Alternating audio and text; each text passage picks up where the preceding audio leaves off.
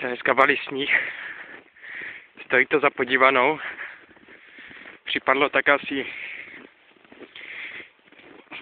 30-40 cm.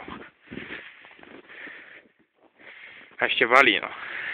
Jsem říkal, že připadne tak 50, no. To byla pravda, jako. Co sedí? Ne. Prognózen počasí jsem se díval na celý týden, takže vím. Předpověď moje byla dobrá. Krásný, jako na běžky, to vysvětlí. Si to vím, že se ještě pořídím běžky, vole.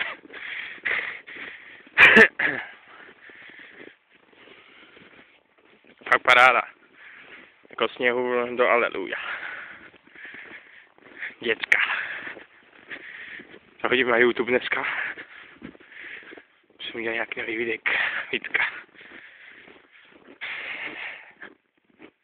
Krása.